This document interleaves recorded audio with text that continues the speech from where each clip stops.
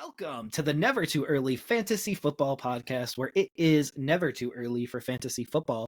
My name is Jeff. I'm Alex. As always, thank you for downloading, listening, liking, and commenting on our podcast videos. Please join our community by subscribing to us on the socials. Our handle on all platforms is at N2EFantasy. We are also available on all major podcasting apps by searching N2EFantasy. Alex, what do we have on today's show? Today's show is the Week 18 recap, and it is just wrapping up the season, going over each matchup, our thoughts on them before going into the next episode. So we're going to get started and reflect on these matchups. So let's get started on, on the first Saturday matchup, the Steelers at the Ravens. And Jeff, we both picked the Ravens, but that was before they announced just how many people that they were sitting. But I thought the that they Steelers took still this had a one. shot. Yeah, I did too. And we both thought that they'd want to keep their division rival out of the playoffs. It just didn't work out that way. The Steelers won 17-10 in this one. Jeff, what were your takeaways in this? So I think Harris has looked really good with Mason Rudolph at quarterback. And I know you alluded offline to stats with Harris and Warren after Canada, but I do think that there's been another break in the data, and that is when Mason Rudolph took over. Because if you look at the last 3 weeks, Harris has been the dominating back. He's been getting all the goal line work. He's been getting roughly 18 to 20 carries a week, and he's been pretty dominant at the running back position the last 3 weeks. I don't know where you rate him next year because Warren and Harris figure to be part of this roster.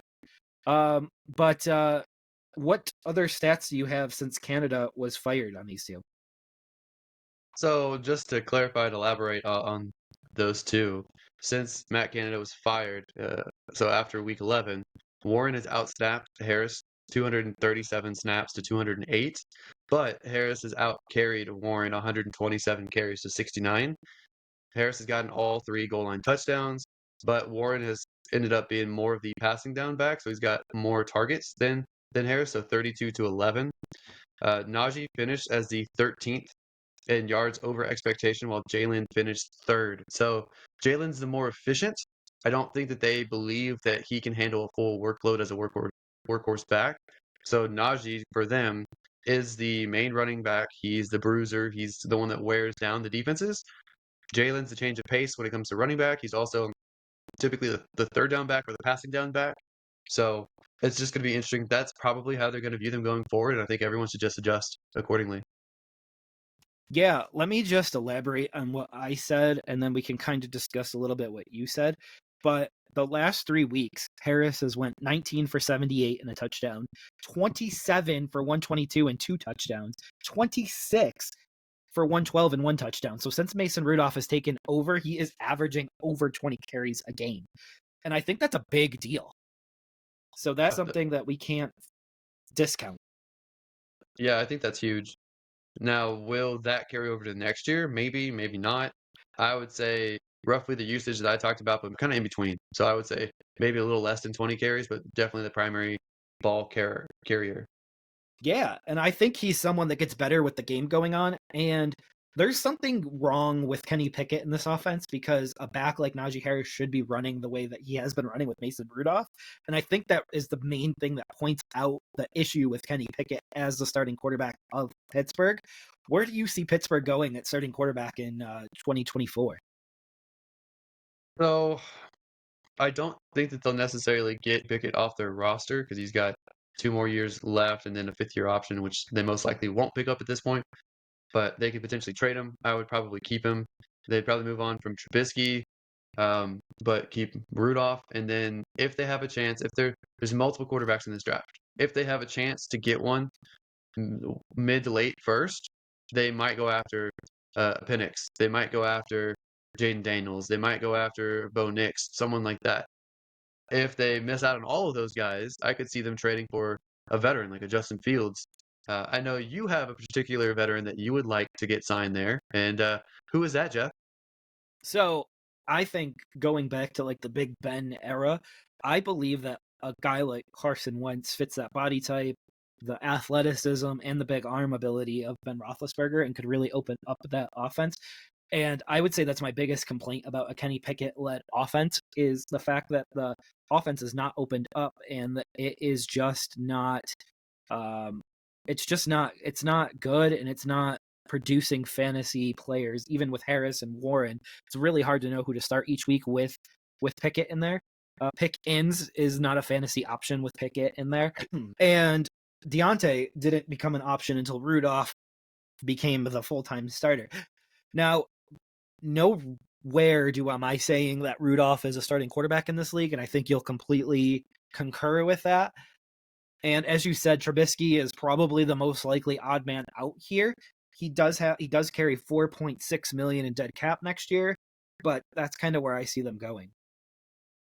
Yeah, I think he's gone. They bring in a rookie, most likely, and then they'll let it play out and let them see who wins out. But I think Rudolph will be the guy over Pickett, um, if it's just between those two. But they're going to bring in somebody else, most likely. Yeah, I think George Pickens has really stuck out the last few weeks, and I think Deontay even stuck out this past week, and I think that makes them stick on the roster next year because I think they're a quarterback away. Is that weird to say? I mean, they're already in the playoffs with Mason Rudolph. I think offensively, they are quarterback away. Yeah, I would agree with that aspect. I think defensively, there's some holes there, but it's those two roster-wise, and then they're in the toughest division this year. So even the Bengals, who had no Joe Burrow, finished with a positive record. Their first division in decades that every single team finished with a above 500 record. So it's the toughest division of football. That's going against them, but the Steelers, they're definitely a quarterback away from being competitive. Yeah, and I think the fact that all four of them were able to get over 500 just shows how stacked these rosters are, like from top to bottom. Because without Burrow, the Bengals went 9-8. Without Pickett, the Steelers were able to make the playoffs. So, and I'm not saying Pickett's the savior, but they're on their third quarterback this year. So, and then Flacco, with Flacco, the Browns are the number 2 team in the AFC right now, technically speaking, and we'll talk about where they ended up in their matchup later. But and then obviously the Ravens are the number 1 seed. That goes without even speaking. And I think Lamar has shut up every single critic out there. Speaking of Pickett, it's entirely possible that if they had started Rudolph, if he started, he played as well for the whole season as he's played the last few weeks. I think there's a chance that they could have pushed for the division lead in this tough division as well. So they need to find themselves a quarterback, or if Rudolph has just showed up and he's going to be consistent for the rest of his career, great. But they are they're so close to being a top competitor. Yeah, I had them winning the division, and that was in consideration of Kenny Pickett taking a step forward. And that didn't happen at all this year. And it's really funny because I got to call you out on this. But remember when Mason Rudolph got the starting job, you were like, "Oh, the Steelers are going to start their worst quarterback this year," and that was not true. And not only was it not true, it's a team that is a little bit scary to play in the postseason. Well, I still think he's not the best quarterback, and I think he got the Christmas bump, and I think he played like there's no tomorrow, and he actually chunked the ball upfield, which is what the other two guys should have been doing.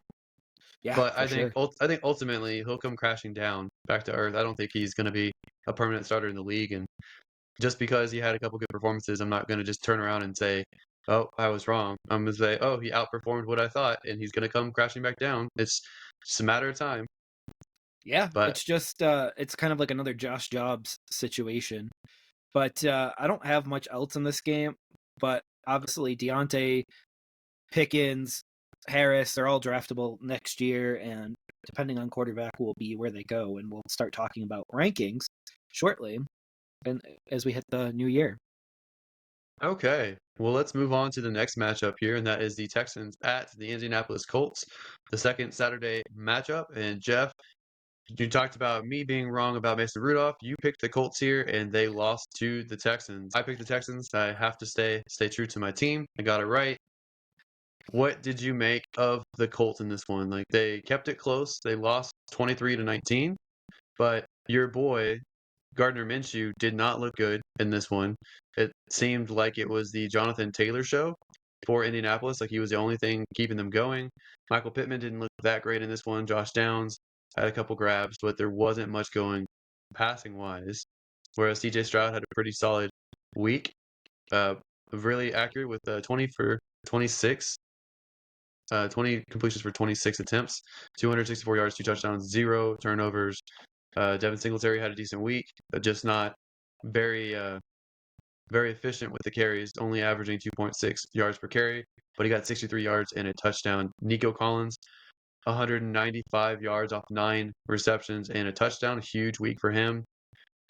What do you make of the state of these two teams? How do you feel about them now compared to before the season as well? And let's talk about the quarterbacks as well. So we'll start off with the quarterbacks. Obviously, Gardner Minshew is a free agent into this year, and I do believe he should be a bridge quarterback for a team next year. Where do you see Gardner Minshew going to potentially be a bridge starter, bridge quarterback? Pittsburgh would be an interesting spot there too. Yeah, maybe, but I think a team's only going to pick him up as backup. I don't think anyone's going to pick him up as a starter. And I know that's unfortunate for you, but I just don't think he's good enough to be a full-time starter. I think he played well earlier on in the season, but as the season progressed, people kind of figured him out. And if if he was going to be a solid quarterback, the previous 3 years he didn't really do that much. So I would expect him to have gotten a chance before now if he was going to. I just think he's one of the top backups in the league. So he's always going to have a value, but I don't trust him to start an entire season.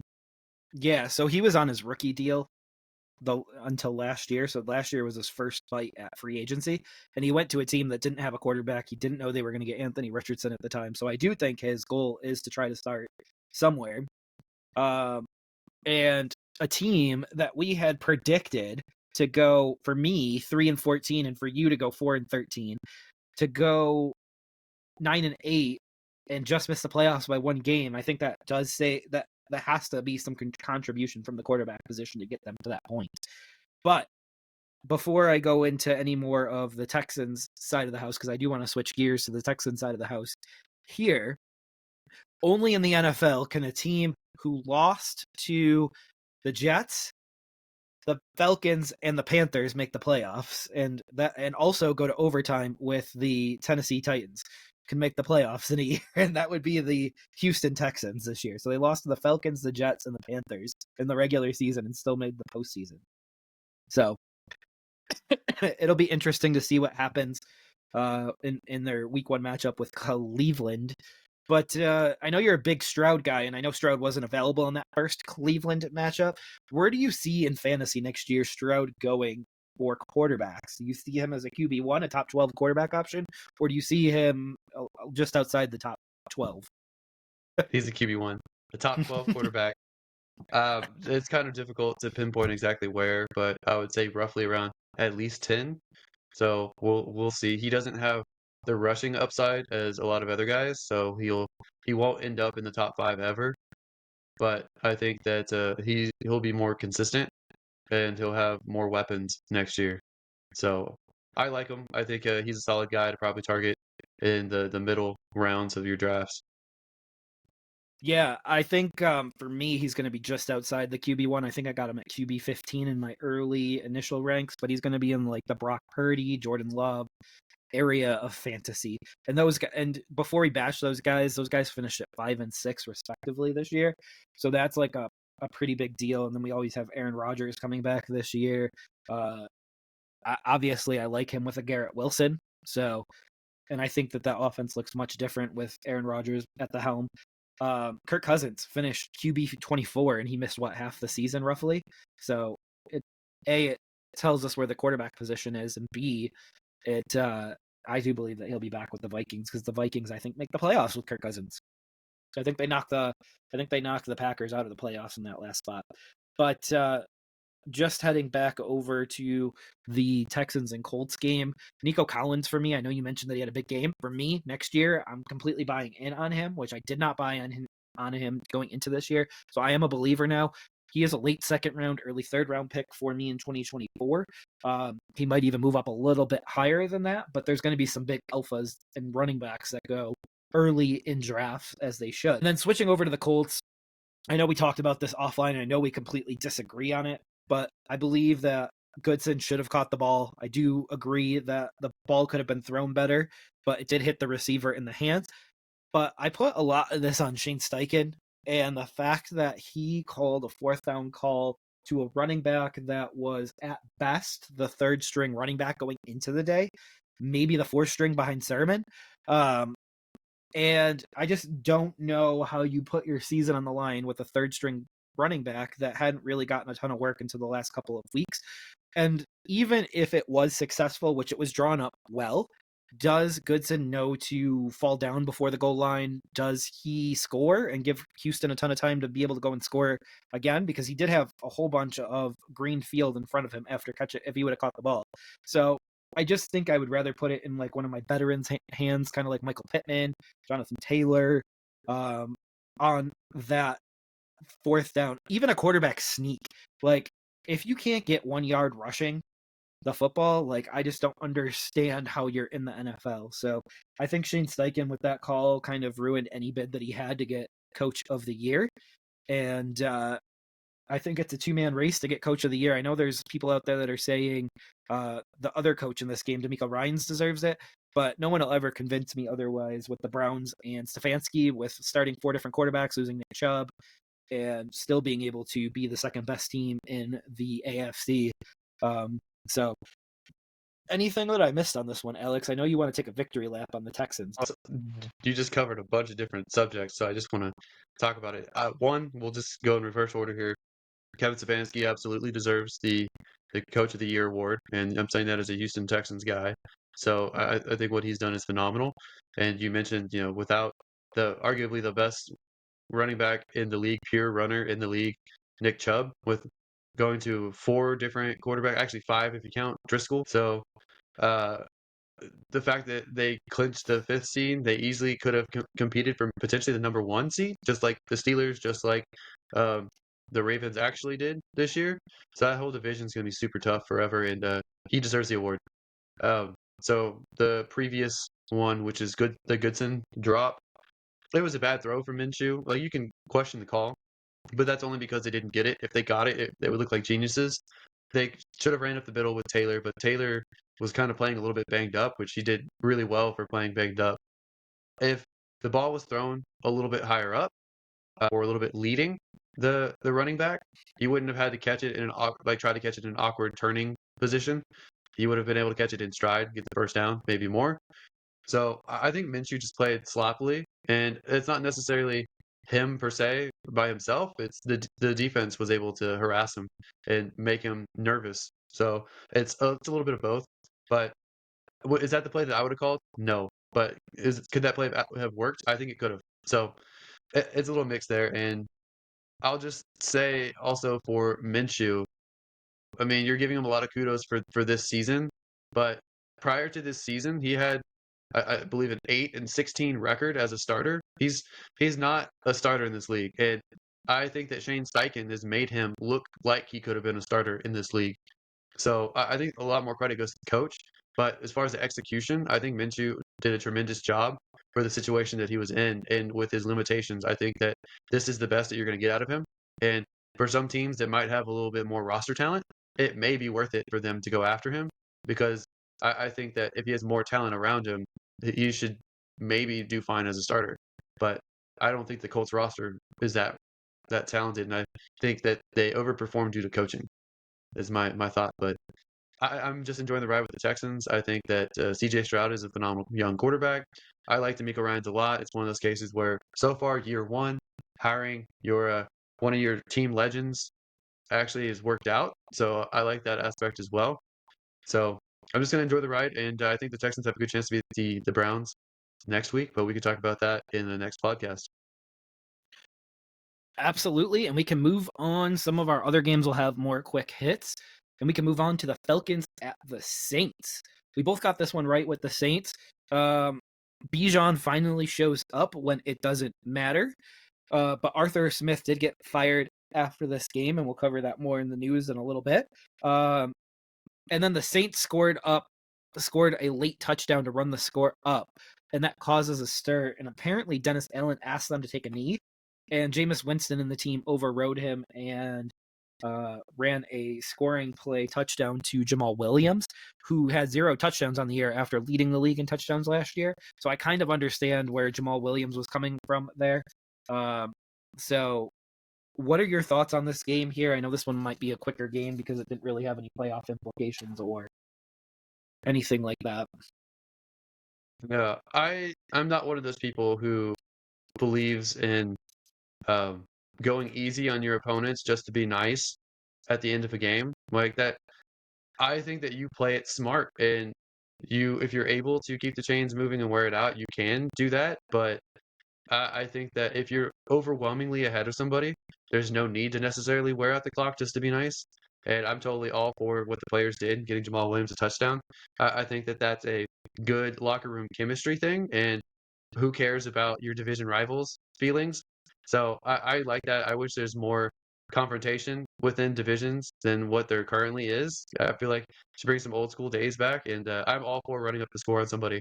Honestly, like I have no problems with what they did. All right. So then we have the Browns at the Bengals in our next matchup, and we both picked the Bengals and we both got this one correct. Driscoll looked terrible. And basically, that just shows how good Flacco and Stefanski have been this year. The magic runs out with Driscoll.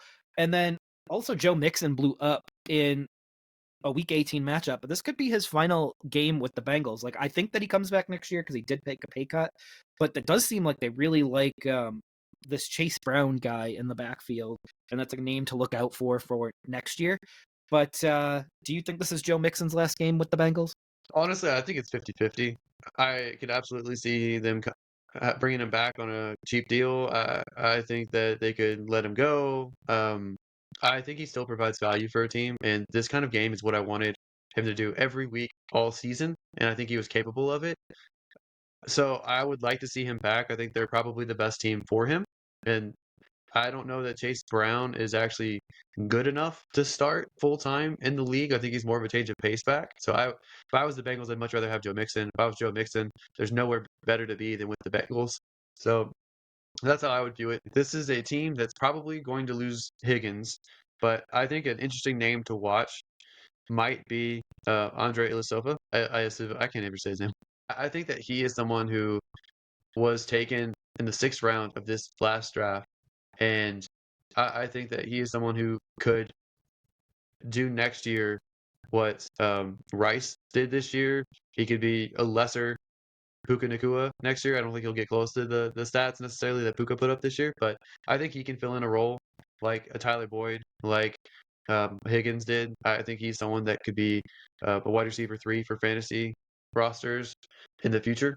So I think this is someone to keep an eye on for the wide receiver group. But I would love to see this division with everyone healthy going at it. I think that they could all be like 11-6 or 12-5 or something like that.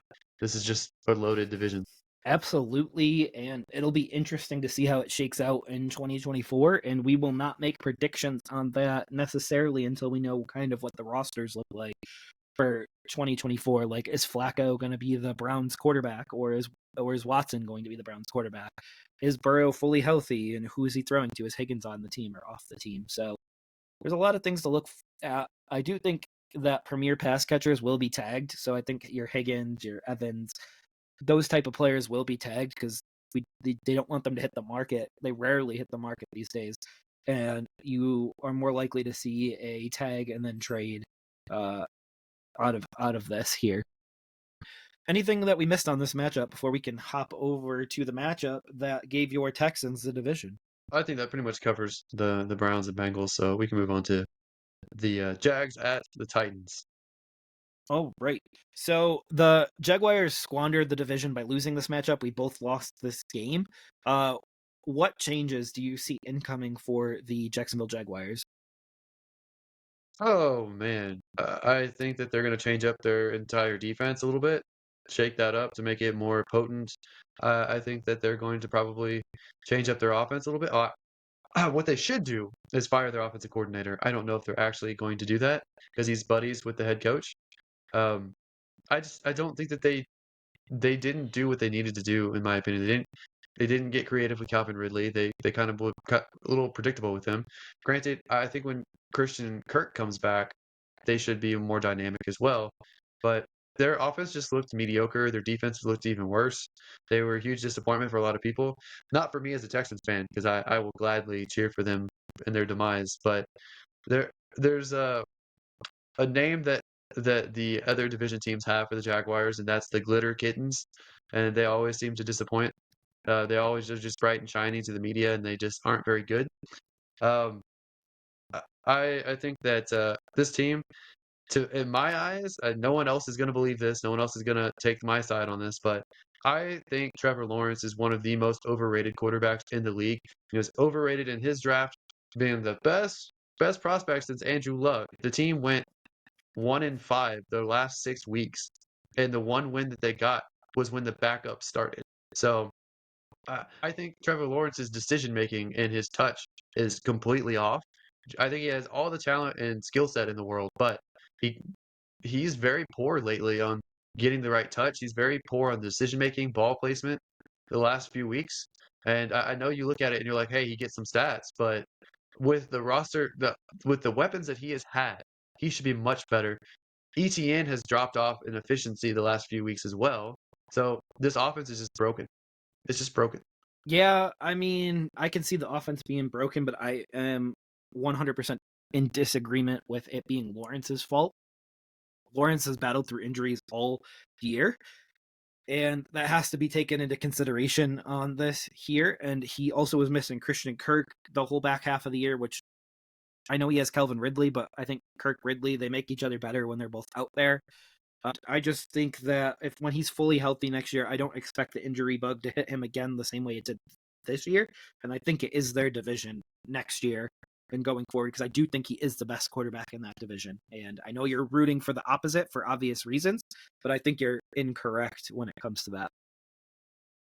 Okay. To disagree, but I just think that regardless of injury, I mean, I feel like you don't give other quarterbacks credit when they play through injury, but you give it to Lawrence, and I don't know if Lawrence is as good as people think he is, and I think he still has to prove it in my eyes.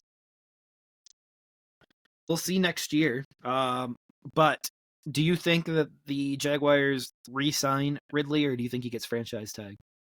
I think he gets franchise tagged. I don't know if I trust this year's production or not. He was kind of inconsistent, kind of still settling in. So I would probably franchise tag him if they have the cap space.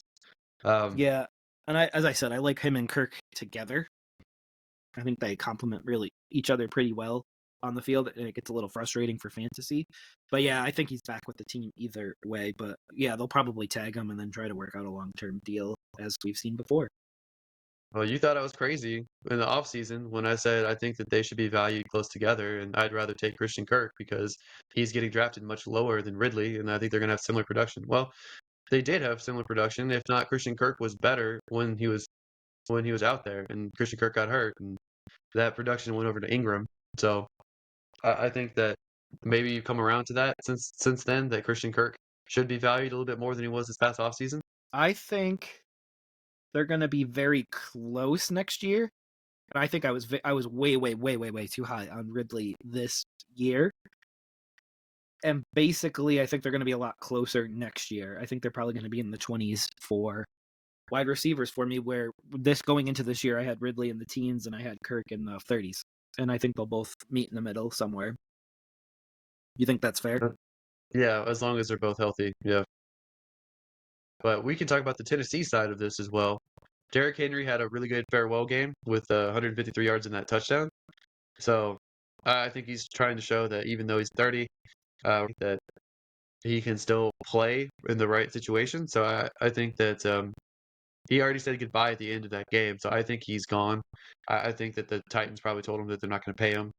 The Titans going through a lot of changes right now, and we could talk about the head coaching aspect in the next episode. But I think Henry's gone. I think it's Tyjae Spears as the lead back next year. They'll probably bring in another running back in the draft to back him up and do a change of pace. and they may or may not trade Hopkins next year. He's got, I think, what is it, a 2-year deal? So it's one more year next year, I think, if I remember correctly.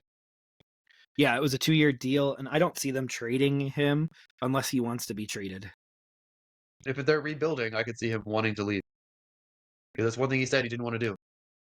Right. But I think it's going to come up to him because if you trade a veteran after 1 year on a 2-year deal, it's going to give other veterans pause to sign there. I don't think so. I think they view it as they're doing right by him by getting him into a better situation. But So who's going to be the starting running back for the Titans in 2024? it's gonna be Tajay Spears for sure. And where do you have him ranked at running back going into like a ballpark of where you would have him ranked for 2024? Ballpark would be RB2. Okay, that's a little high, but I think he's shown he's explosive. He's good in receiving, so I think he's a better athlete than like a Rashad White is with the Bucks. So theoretically, he should have the same upside as Rashad White. oh, Rashad White. Okay, I hear you on that front. I would have him probably closer to a flex play right now, but I would have to see where everything shakes out, where Henry lands. Imagine Henry landing with the Philadelphia Eagles and them changing the way that they run the football with Henry. Like I think that's a big game changer. I think a team like the Dallas Cowboys would be a good spot for Henry because they don't have to pay Pollard. They only franchise tagged him, so he's a free agent. I would just use that money for Derrick Henry, and I think he would fit their system better. And he's more of a bruiser than Pollard is. So if I was the Cowboys, I would want Henry for sure. Oh, right. Any other possible landing spots for Henry? I'm sure there are. I just don't think that anything else would be as ideal as those two spots. All right, well, I think we Oh, can move on to the next matchup here, the Vikings at the Detroit Lions. The Detroit. Ooh, Jeff, I think that you have something to talk about with Detroit and playing some of their starters, maybe? so I noticed in this game here that Campbell was going to start his starters and do what he thought was best, no matter if it was best for the team or not. And the way that he's coached in this game made me realize that he's probably going to be a better regular season coach as opposed to a postseason coach. So he's going to be great at checkers, which is everything about the regular season. He's not going to be so great at chess, which is the postseason. So this is really interesting for me to know. And this is something I'll keep in the back of my head going forward. Like I think they'll be a playoff team going forward, but I don't think they'll be a Super Bowl contender going forward, and that's based on his coaching and his impulsiveness. Now, the reason for this was Laporta's knee, and we don't know how severe it is. It's most likely not going to be something that he'll be able to play through this week. And this is a big loss going into their first home playoff game. And arguably, this game against the Vikings had no bearing on the standings. Now, I know you'll mention if the Cowboys would have lost, which they didn't, we'll get to them a little bit later, the Lions could have moved up to the number 2 seed. But the Cowboys didn't, so it would have took the Cowboys and the Eagles to lose against two lower opponents in the NFC East. Doable? Yes. Likely? Absolutely not. So you got to kind of play the odds here and play a little game that I like to call chess. And that's something that Dan Campbell was just not good at. Now, before going into this game, I had started writing notes about how high I would be willing to take Laporta because he was the number 1 tight end in fantasy this year. Now, is he someone able to take Kelsey's place as like a first or a second round pick? I don't know the answer to that just yet. And then Jahmyr Gibbs, like I know he's come on as of late. I don't know where he goes right now. I don't really have much to say in the Vikings in this matchup in case you've noticed. But how high would you take Jahmyr Gibbs or Sam Laporta in 2024? And then what do you think about the Campbell coaching decisions that took place this week? So if I'm taking Sam Laporta, it's probably round 3 or 4.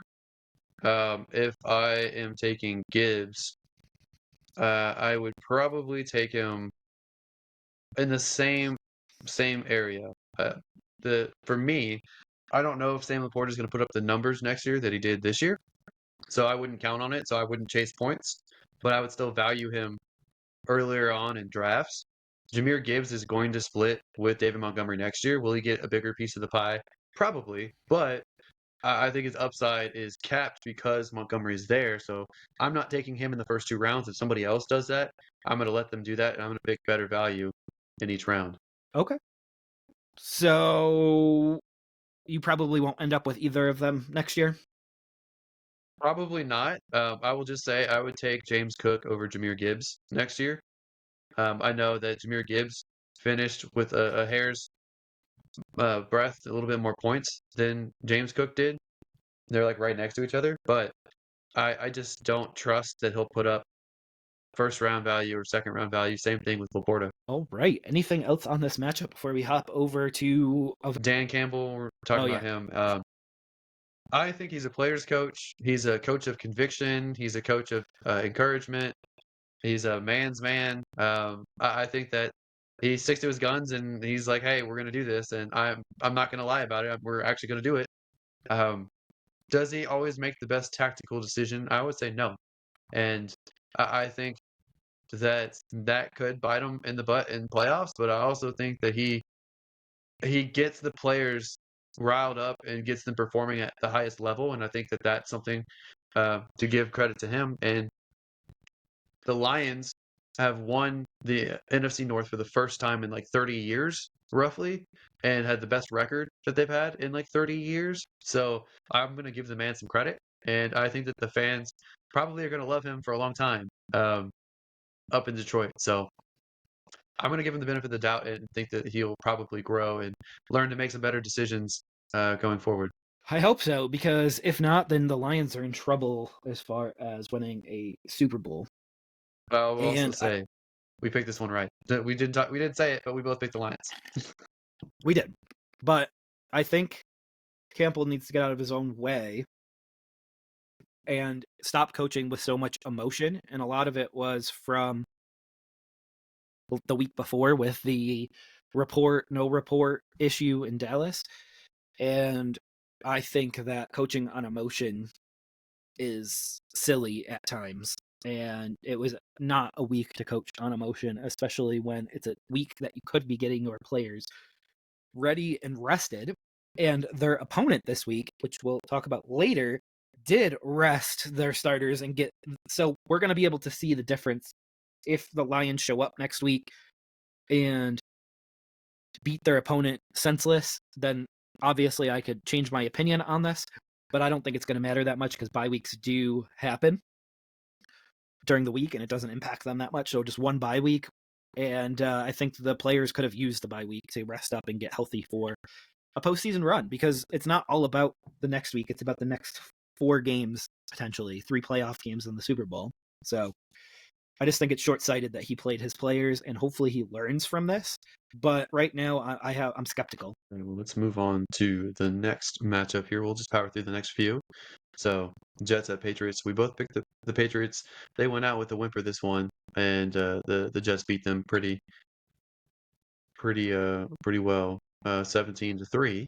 And it looks like it's Belichick's last game with the Pats. I would be hard pressed to think that they're gonna keep him on next year.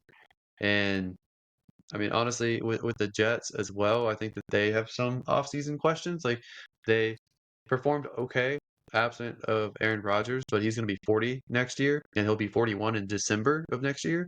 So should they pursue somebody else for insurance or to be the long-term answer? Jeff, what do you think about Belichick, Aaron Rodgers in this matchup? So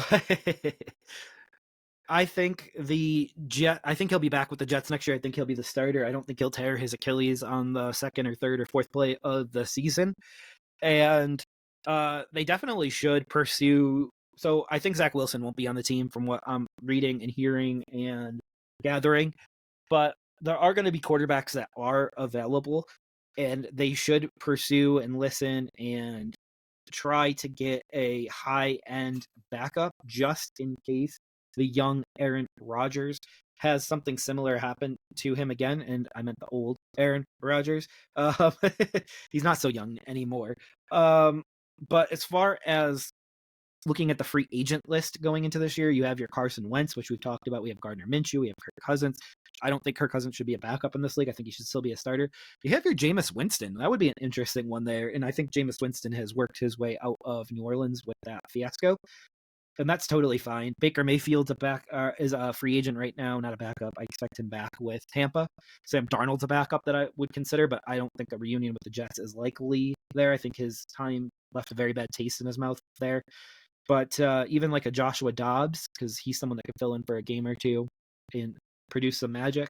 Tyrod Taylor is a lifelong backup and could produce a few victories in the interim. But as far as Bill Belichick, I honestly don't know where this goes. I expected him already to be fired from his job or at least let go of GM duties. But now there's talks of Josh McDaniels coming back into the fold, and there's talks of him retaining the job for 2024, which I didn't really see coming, but I think the media kind of got ahead of themselves with the Bill Belichick and Kraft have already talked about this being his last season. But there is odds on teams already for where Bill Belichick will coach next year. So they might have the inside track to something, or it just might be a lot of careless speculation at this point. I do think it's time to move off Bill Belichick and consider hiring somebody different. And I don't know if that different is like a familiar face like Mike Vrabel, who was also let go by the Titans, and potentially getting an actual GM in there, which I know we've talked about offline. I think that's one of Bill Belichick's weak areas is his ability to over a decade right now. And that is not good. And they would be in a much different spot if he even hit on half of those. So what do you see the ultimate resolution with this Bill Belichick situation? I think that he's going to be on a different team as a coach. So I think that he will be with either the Chargers or the Commanders, a team like that. So I don't think it's going to be New England. I think New England's going to start fresh. New quarterback too? I think, What but I yeah, think what that about Mac Belichick. Jones in New York as a backup? Maybe, but I think that. Oh man, I think that the as far as the Jets, they're going to probably draft uh, a mid-round quarterback to potentially develop. And I think for Belichick, he's going to move to a different team. I think Aaron Rodgers next year will be his last year, and if they win the Super Bowl, I definitely expect him to retire. That's just how I feel about those teams. And obviously, we can also mention that uh, Ramondre Stevenson is going to be a staple in fantasy next year, I believe, as well as Brees Hall is going to be probably a top 5, top 8 back in fantasy. Especially if they have an effective offense, he'll be more trustworthy to keep in your lineups and more effective. But he may not get the crazy usage that he got over half the season this year. So it's like less usage, more efficiency, probably close to the same points, but just more reliably. So also Garrett Wilson will have a better year with Aaron Rodgers. So those are just things. Now that the year's over, we hope for the best for next year. We hope everyone's healthy. All right, so we can hop over to our next matchup, and that is the Buccaneers defeating the Carolina Panthers. And the Buccaneers won this matchup, and we both won this matchup for Pick'em as well. But this was a second consecutive shutout for the Panthers offense, and that's a big problem going forward.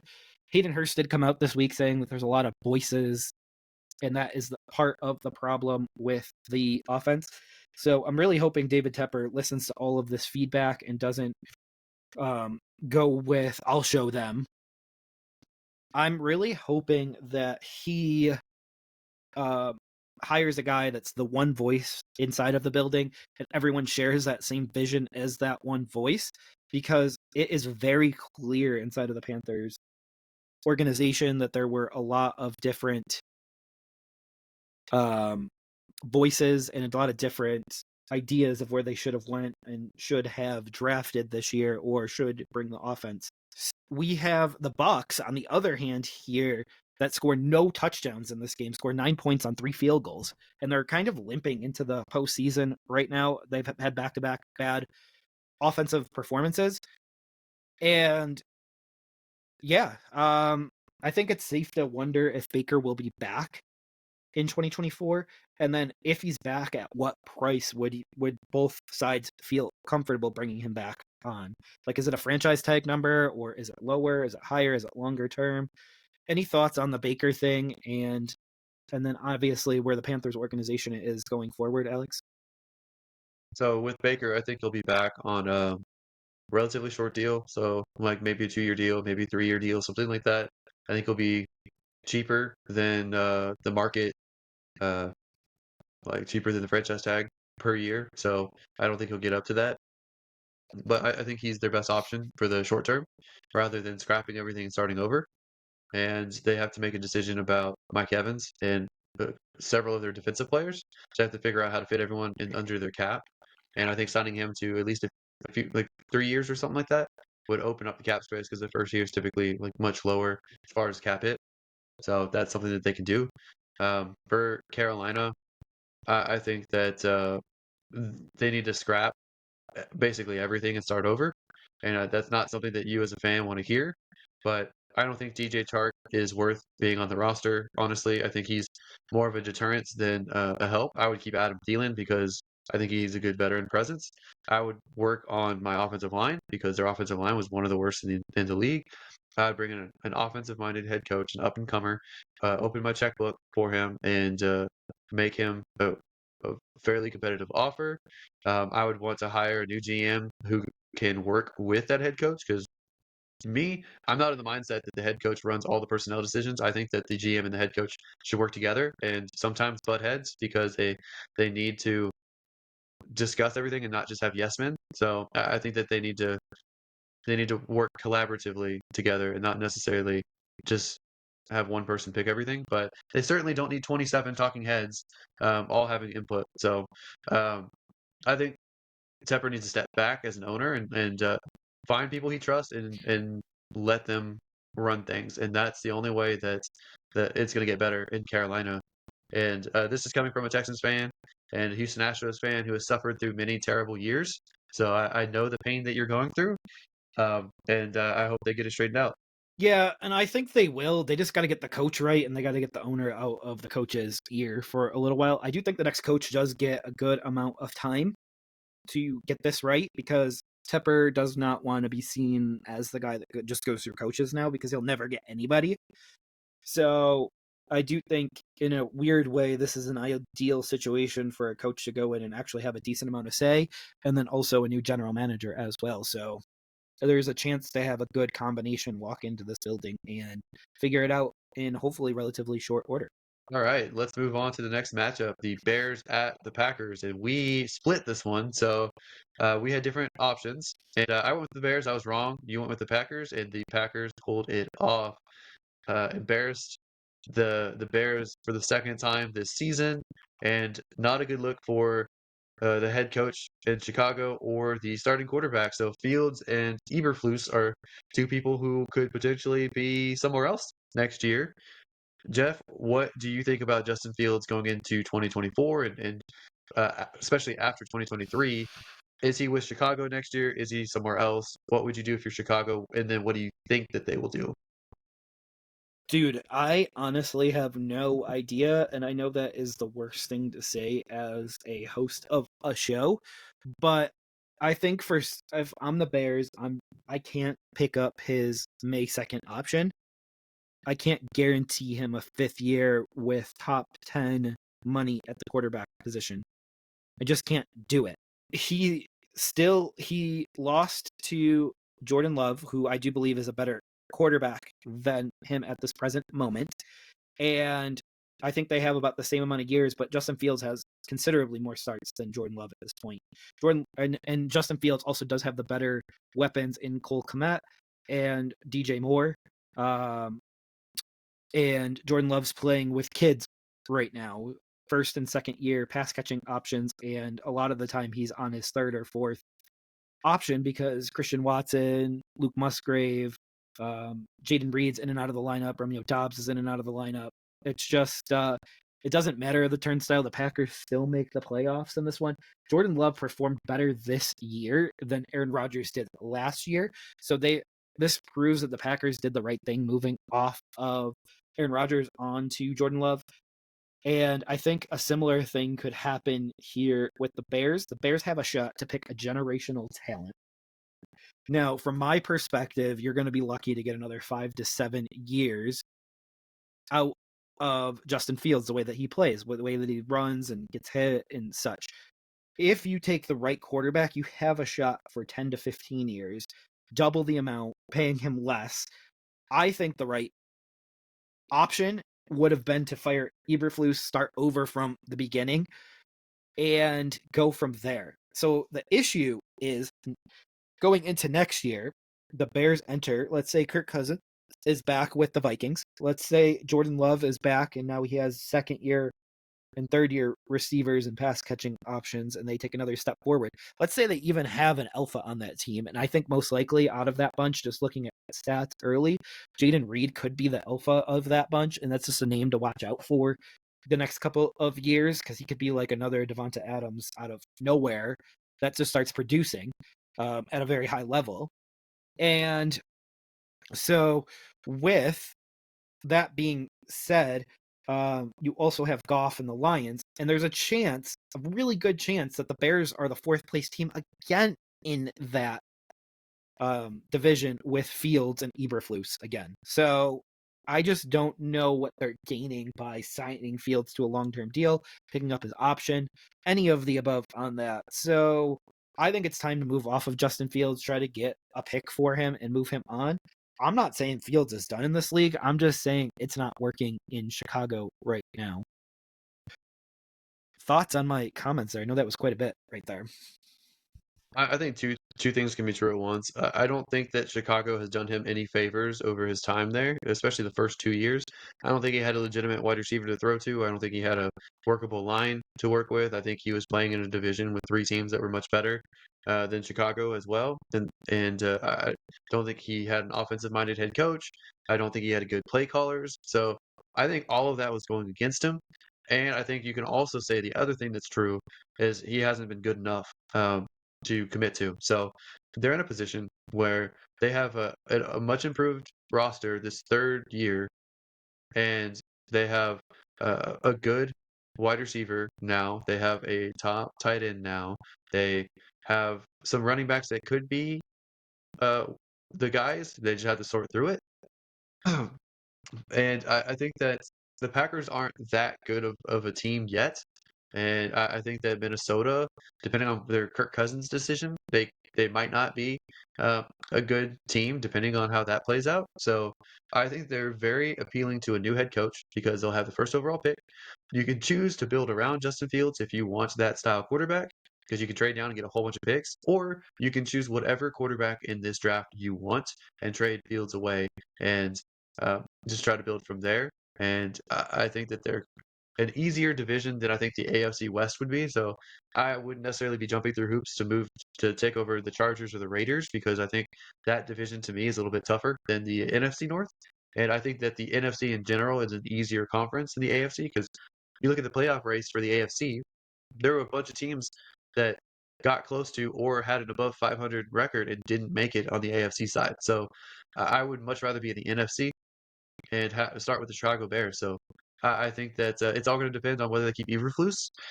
If they keep Eberflus, they'll probably keep Justin Fields. If they get a new head coach, I think they'll move on to a new quarterback.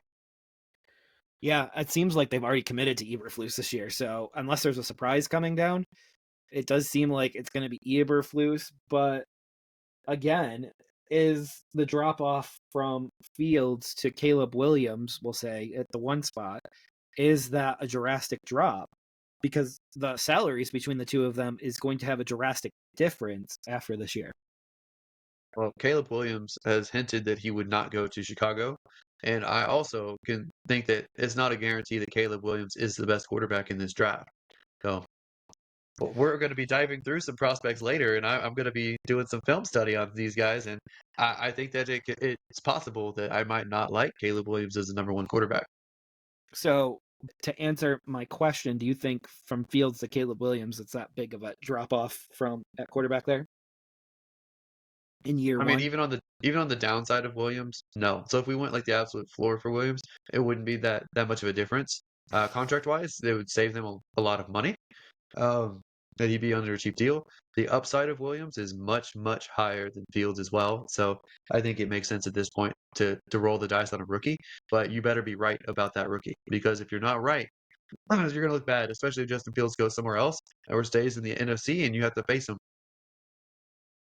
Yeah, I mean they're going to be able to control where they send Fields to, so they could send him off to New England. They could send him off to if Miami doesn't believe fully in Tua, like if they have an early exit at round 1 here, and they think that Fields could be a better option back there. That would be an interesting thought. But and then also you have Tennessee that would be looking probably at a quarterback. You have the Raiders that would be looking at a quarterback. So there are teams, and you have Denver that's looking at a quarterback. So you have teams that are looking for quarterbacks in the AFC. And I would probably, you know how I always feel, I'm never going to ship a quarterback inside of conference. The Deshaun Watson thing had to happen because he had a full no trade, so he kind of controlled where he was going. And Justin Fields doesn't have that. So I would never want to compete for a playoff spot against my former quarterback. So I would be shipping him out of conference. Let's move on to the Chiefs at Chargers. Jeff, you picked the Chiefs. I picked the Chargers, and you got that right. I don't know if that's right, but oh well. Anyway, well, I You will cut that definitely out if picked that the was wrong. Chargers because you thought all the backups were playing. The Chargers, they're probably going to move on from Eckler unless he has a sweetheart deal with them, and I don't think that he's going to get the big contract that he wanted because he had a dismal year. They're going to have to make decisions about Keenan Allen's roster spot because he takes up a lot of money. Mike Williams, they're going to have to consider. They're going to have to consider Khalil Mack. They're in roster purgatory right now, so their We cap all is know going to the be cap tough. is workable. It is, but that's just kick the can down the road type deal, To the end of Herbert's deal.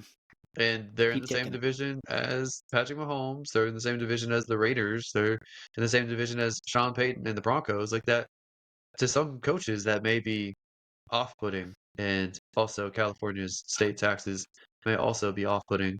But the one bright spot is really Herbert is still young and still quality quarterback. So is Herbert enough by himself to lure a coach there? Probably, but I just think the uh, Chargers, it's been a bad year for them. Everything kind of fell apart, but this offseason, they're going to have to make some tough decisions, and I don't think it's going to be pretty, and I don't know if they'll bounce right back to playoff contention next year. The Chiefs just through just clawed tooth and nail to finish this one out. Like they've had a bad year as well, and I don't think the Chiefs are long for the playoffs this season. They have their own issues to work out, so I don't know, man. Maybe Keenan Allen will find his way over at Kansas City if he gets cut or something. What do you think of um, these two teams and the situations that they're in?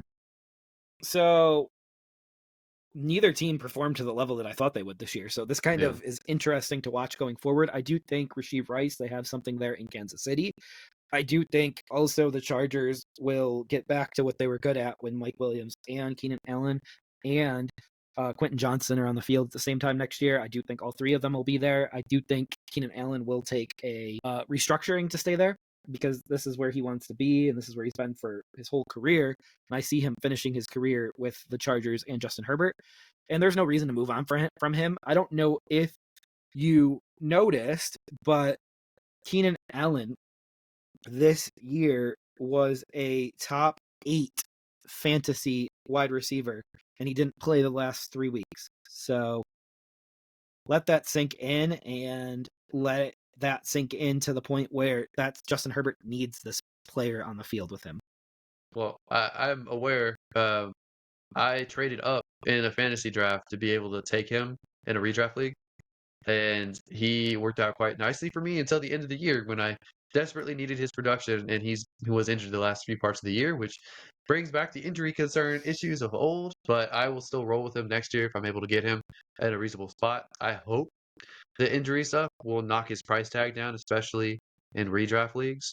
So, So was he uh, injured, or did he realize the team was out of playoff contention and he wanted to be fully healthy for a campaign in 2024?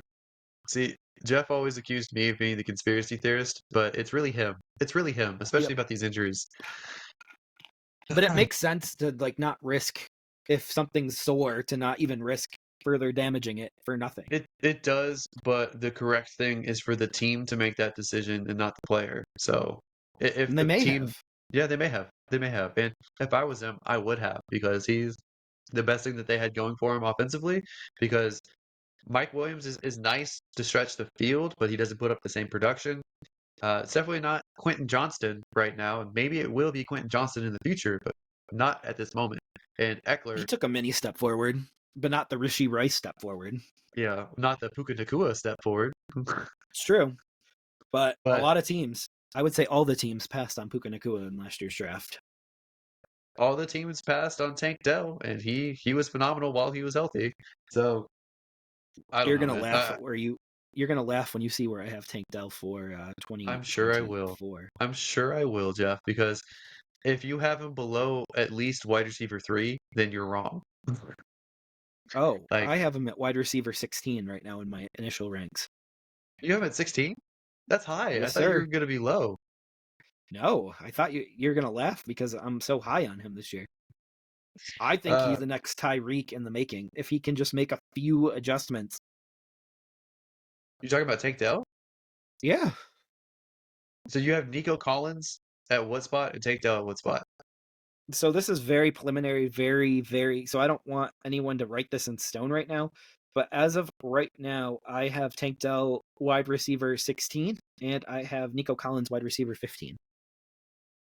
I'm not there. I have Nico Collins roughly 16, and I have Tank Dell probably 28 or something like that. I, I think he's a wide I have receiver them 3. both above Keenan, That's crazy. and it may be. It may be. As I said, these aren't written in stone. I just wanted to start getting numbers next to players, and Amari Cooper still doesn't have a number next to him just yet. So this is all going to be played around with. And Michael Pittman throws a wrench into that because I didn't see this coming, but I do want to be super high on Tank Dell going into this year because I do think there is a world where he is the next Tyreek Hill. Okay. Well, not to dive too much into this, but Jamar Chase is going to have a better year next year. Brandon Ayuk's going to have a better year next year. Justin Jefferson's going to have a better year next year. Jaden You Reed's know, going to have a Ayuk better finished year. 14. I know. I'm just I have saying him. I have him 13. there are players that I think that finished below Nico Collins that I think are going to be much better next year. I think George Pickens is going to be better. He to me George Pickens is Quarterback awfully close. there. Is George Quarterback's the Pickens is question. awfully close to what Nico Collins is right now. I think also Chris Olave is going to rise up the ranks next year as well. So Yep. Garrett Wilson is going to go from 31 to probably a top 12, top 15 wide receiver. I got Wilson 14. So I think Drake London is going to rise up as well. I think Jefferson will have a better year. Cooper Cup's going to have a better year next year, I would hope. Stafford just locks into only one wide receiver, and if that's the case, I don't know if it's going to be Cooper Cup or Puka. So we'll see. So Cup's number 9 for me, and Puka Nakua is number 8 for me. So they're going to be 8 and 9 right now in the early portion. But then you have the usual guy. You have CeeDee Lamb, Tyreek Hill, Amon-Ra St. Lamb's Brown. number. So I'll go over this really quickly right now, my top 10, and then you can just pick it apart quickly, and we can Okay. move on to the last few games here. But I'm gonna go Tyreek number 1. That's a no-brainer at this point for me. I'm gonna go Justin Jefferson number 2. I'm gonna go Jamar Chase number 3, CeeDee Lamb number 4, and 3 and 4 I think could flop back and forth for me a few times. Chase finishing 13 and missing a whole bunch of games this year. That it was kind of eye-opening for me. I have the Amon-Ra St. Brown number 5. I'm willing to go fully in on him at this point. Devontae Adams number 6 because he was number 11 with Jimmy Garoppolo and Aiden O'Connell, and I foresee whoever is the quarterback there, or if he gets traded to the Jets, I see whoever just feeding him. Mike Evans, wide receiver 5. I have him wide receiver 7 this year. So I think we undersold Evans hardcore going into this year, and I think we need to adjust on that. Puka 8, Cup 9, AJ Brown 10, DJ Moore 11, and Stephon Diggs 12. And then Ayuk, Garrett Wilson, Nico, Tank, Keenan, Debo, Pittman right now. That's as far as I've gotten. I think it's reasonable for sure. I would just give us some credit, Jeff, that we were much higher on Mike Evans than the most fantasy community people were, because he was drafted in redraft like the 8th, 9th, or 10th round, and that That's insane to me. You and I both had him much higher than that. Did we think he would be the number 5 wide receiver? No, but there's been a lot of crazy things happening. Stephon Diggs' production dropped off second half of the year. Devontae Adams didn't put up the numbers that some people thought. I was lower on Devontae Adams going into the year, and I feel justified now. Um, Jamar Chase lost his quarterback and had injuries. Um, Pittman has had a couple injury issues and inconsistency at quarterback at times. Calvin Ridley, some inconsistency at quarterback. Same thing with Olave. So, I mean, I think that there's just Justin Jefferson, injury with him, injury with quarterback. There's a lot of things that occurred for Mike Evans to finish fifth. So, I think he's benefited, but I think he's a wide receiver one, so a top 12 guy, in my opinion. Yeah, I think Nakua and Cup are going to be hard to rank because they didn't play with each other a ton this year, and when they did, it felt like it was one or the other and not both at the same time. But we'll see there. So they're a little bit harder. AJ Brown, you say what you want to say about him, but he really stopped showing up around midseason as Yeah. a no-brainer wide receiver one. Same thing with Steph Diggs. So they took the hit on that. Evans kept showing up, so that was kind of why my justification there of why Evans is ahead of them right now. But obviously, he's an impending free agent, and his landing spot does matter a lot there. Pittman's landing spot matters a lot. He's an impending free agent. I do fully expect a franchise tag. But after I do projections in the next 2 weeks, I do expect to have an initial set of actual ranks, and I'll do it off of my projections. But I kind of wanted to see what a top 20 would look like right now. That's all I've gotten through is top 20. So we Yeah. have the Cowboys and the Washington game. And so the Cowboys, we both picked them. They won. Dallas wins a road game when they have to. Prescott with 4 touchdowns. Lamb went 13 for 13 and 2 touchdowns. So 13 catches on 13 targets and 2 touchdowns. I know you say it's really hard for a team to zero in on a wide receiver like that, but he's making it work. And yeah, any thoughts on this matchup? That was pretty much all I had written down for this matchup.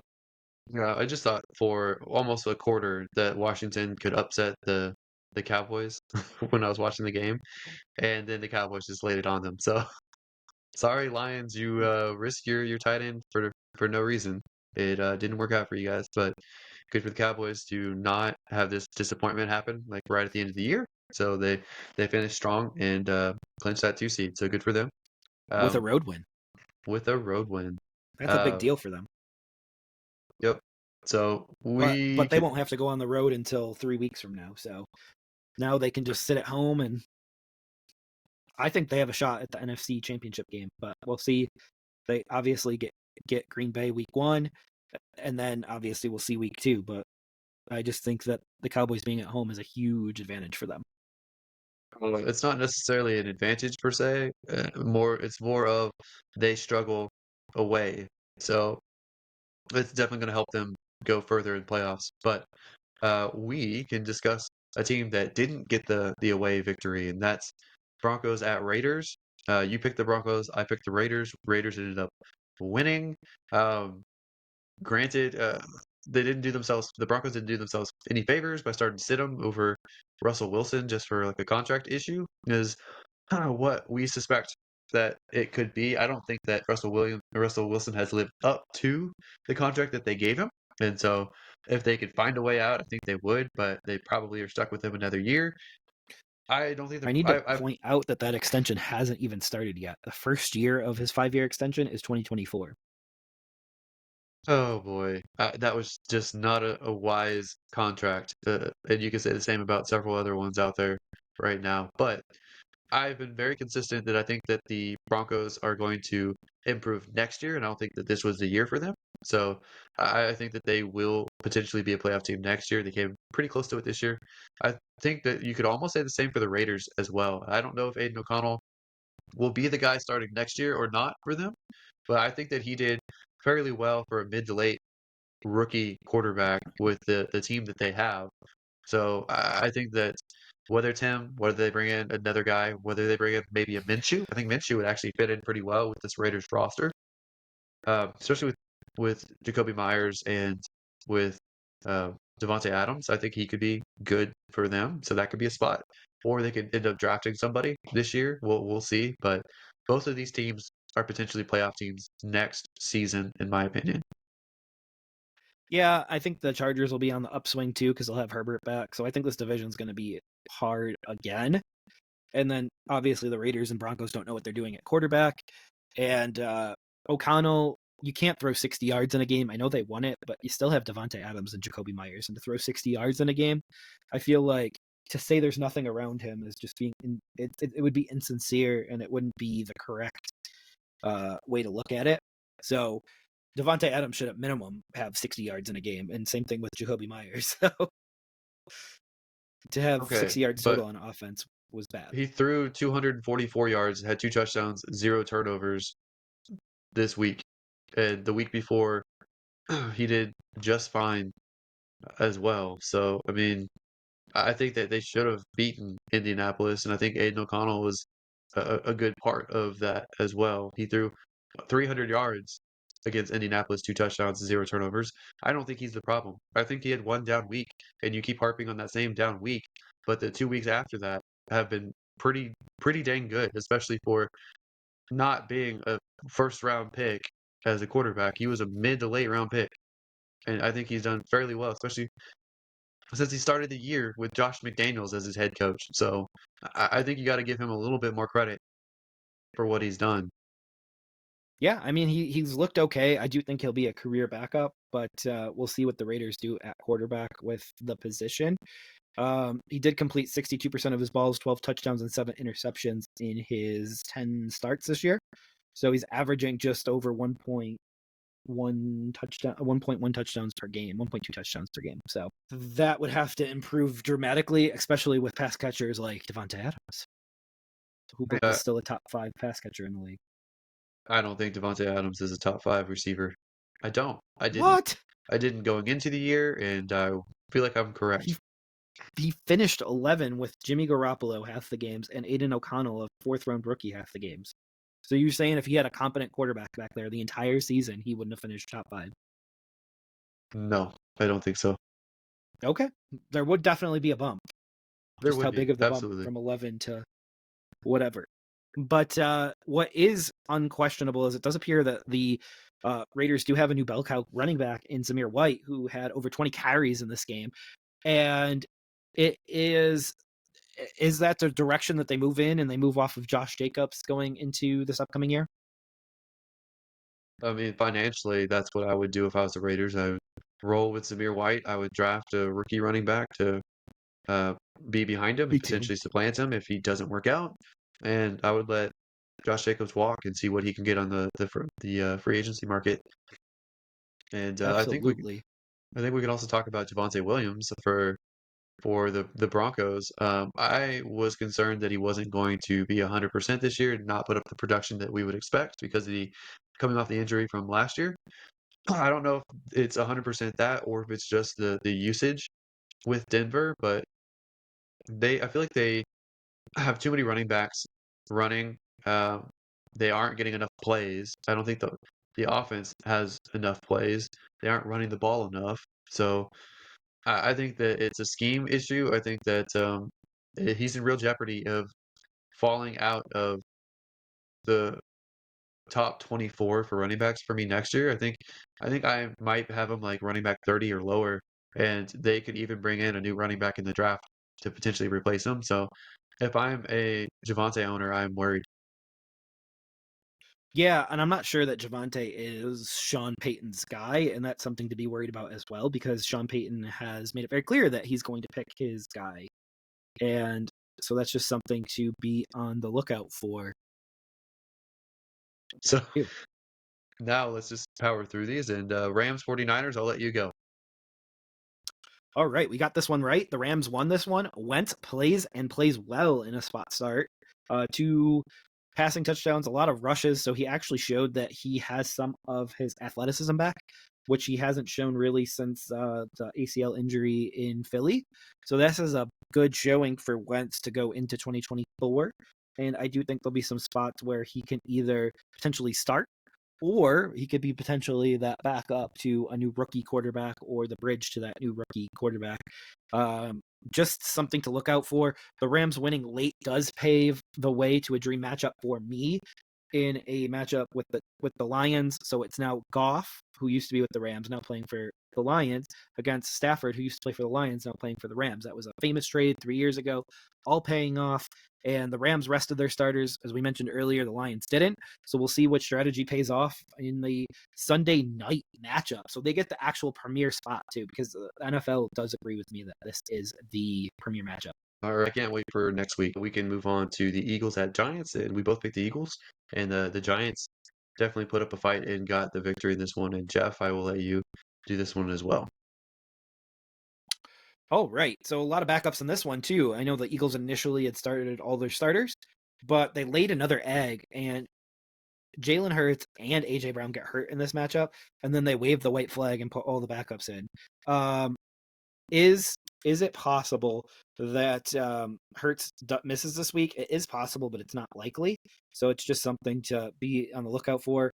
AJ Brown looked like it was potentially a season-ending knee injury, but and I haven't really heard too much more on this here. But hopefully AJ Brown's able to play. I know that he was available in in the locker room right after the game, so hopefully he's able to play this week. And then an impressive showing by Tyrod Taylor and the Giants as well. Tyrod did get hurt, left the game. Tommy DeVito did come in, but then the Eagles made a mistake by hurting DeVito, which Tyrod re-entered the game, and then obviously they just took over the game and they won. Which this blows my mind, because where was this to begin the year with their actual starting $40 million a year quarterback? I don't know where this was. Obviously, they're going to have to consider moving on from Daniel Jones in the offseason. Anything that I'm missing on this particular matchup? This was not a good showing by the Eagles. The only thing that was interesting for me, and I don't know if you noticed it, but when Tyrod Taylor played, he targeted Wan'Dale Robinson a lot, and it seemed to have a connection with him. And when Tommy DeVito came in, he seemed to have more of a connection with Jalen Hyatt. So I thought it's interesting that two quarterbacks would look at two different wide receivers, both young guys, both athletically gifted. So I would like to see both of them be involved if I was a Giants fan or if I was a fantasy owner. I think they're the two most talented wide receivers. I'd like to see Darren Waller get involved more than he has been. Seems almost like a bust. Definitely a bust for fantasy purposes, but a bust acquisition so far. So maybe Tyrod Taylor can fill in the short term. Maybe they're able to draft a young guy to develop. Maybe they can go after Justin Fields. Maybe they can go after Gardner Minshew. Maybe. But yeah, I think Daniel Jones should be gone, and I think that they should bring in somebody else. Yeah, absolutely. We will see where this goes, but it does make sense that different quarterbacks would throw to different receivers, because when they're practicing, they probably throw to different receivers. So there's a good chance that Robinson practices with Tyrod and Hyatt practices with DeVito, and so that they just go to what they're more comfortable with, because there's only so many reps to get. But the next matchup is the Seahawks at the Cardinals. I'll let you break down this matchup because you got it correct and I got it incorrect. I picked the Seahawks, and Jeff picked the Cardinals. The Cardinals made it a very, very close game, but the Seahawks pulled it off 21-20, and they did it off of a 2-point conversion off their last touchdown. So they went for the win and they got it. So kudos to them. I thought that Gino was pretty efficient. I don't think that he didn't get a lot of yards. He only had 189 yards, but he had 2 touchdowns and 0 turnovers.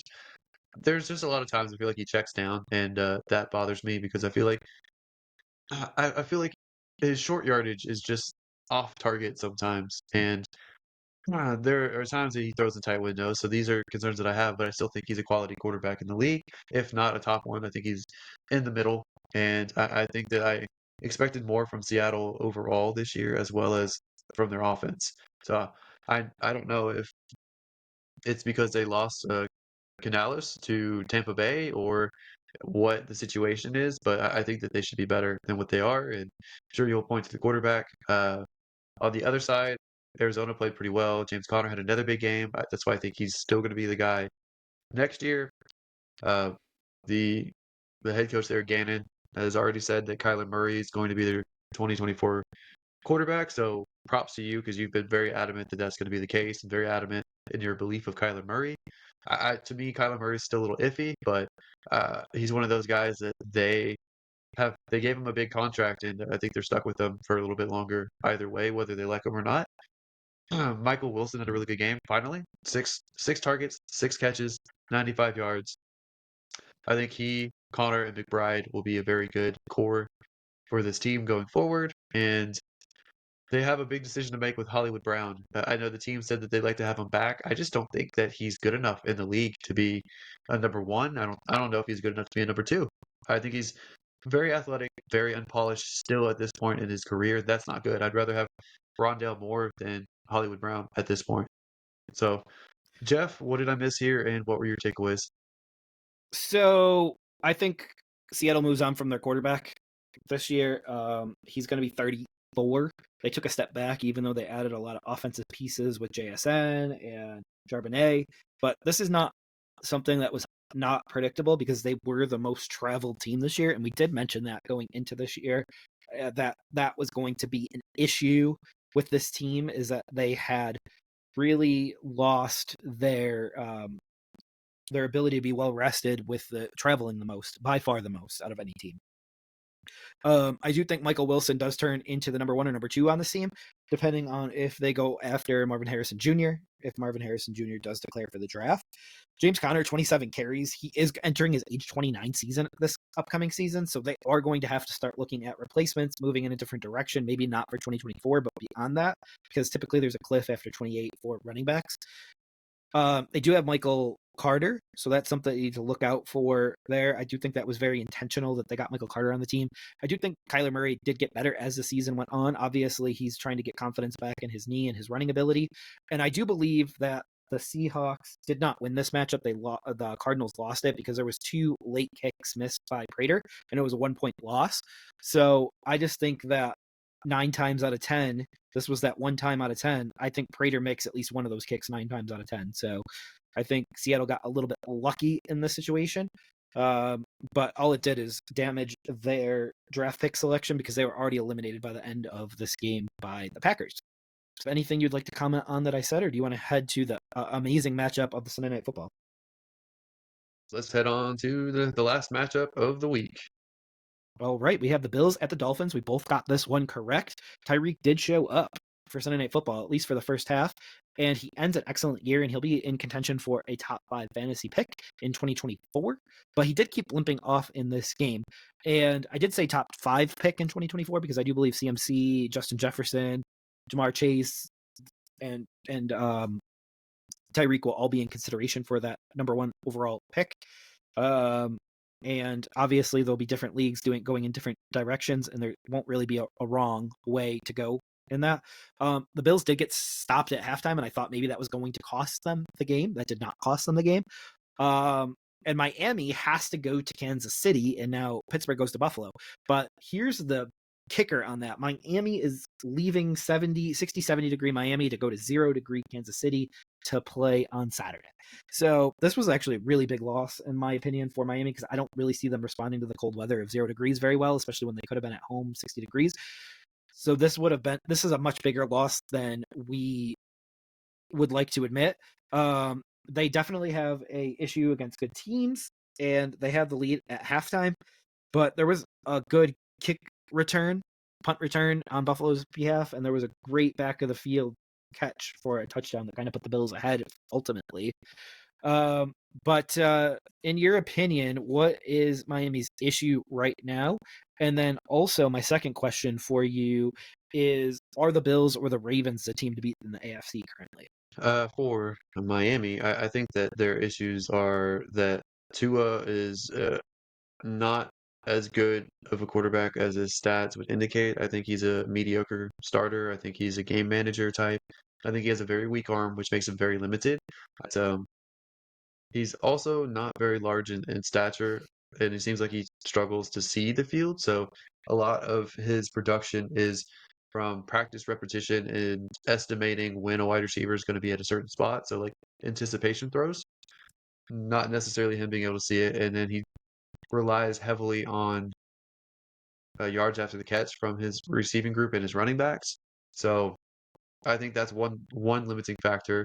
I think another limiting factor is I think that McDaniels is still learning as a head coach. He's still a young guy. I think that he has a lot of flashy concepts, and when it works, it works. But I think when the teams find an answer for that, there's no adjustment that I can discern, and Miami kind of flounders.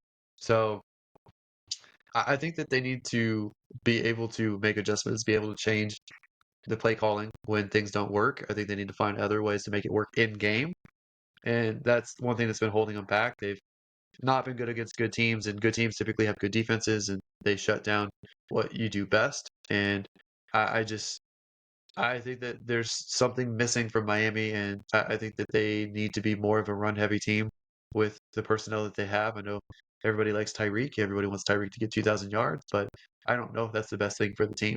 I think that they need to learn how to run out the clock and not just run fast.